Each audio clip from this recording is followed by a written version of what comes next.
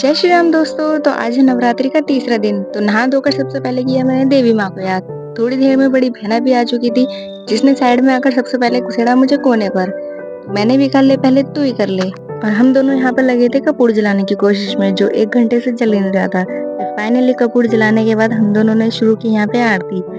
आरती समाप्त करने के बाद हम लोग लगे अपने अपने काम पर। तो मैं यहाँ पे चादर बिछाती, चादर बिछाने के बाद भारी भारी गेहूं के कट्टों को रख दी थी साइड में। और व्रत रखने की वजह से मेरी तो शक्ल ही बिगड़ गई थी, तो मुझसे तो ये उठ नहीं रहे थे।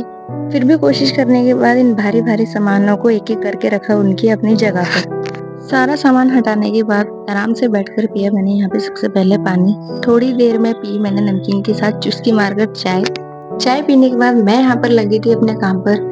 जो सुबह सुबह खा पीकर सिंक में बर्तन इकट्ठे किए थे, उन्हें रगड़ रगड़ के धो रही थी। बाहर जाकर की बड़ी बहना की मदद, रगड़ रगड़ के घिस घिस के कपड़े धो रही थी। उन कपड़ों को मैं लेकर आ गई थी छत पर डालने के लिए। घर का सारा काम निपटाने के बाद मुझे यहाँ पे लग गई थी बहुत जोर से भूख। और वो कहते हैं ना, पहले पेट पूजा फिर कोई काम दूजा। तो आज सुबह सुबह हमारे घर में बने थे बैगन, जिनको गांव में पहले बोलते थे भटा, अब पता नहीं बोलते नहीं बोलते। पेट पूजा पूरी करने के बाद शाम को लेकर आ गई थी छत से कपड़े।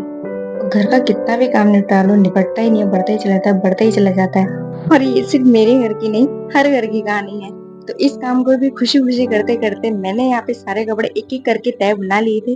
तो इस काम को निपटाने के बाद शाम को हमारे घर में आई थी गर्मा गर्म पकौड़ी और खट्टी मीठी चटनी, जिसके साथ मैंने बना ली थी यहाँ पे चाय। तो आज के ब्लॉग में बस इतना ही। Okay, bye bye.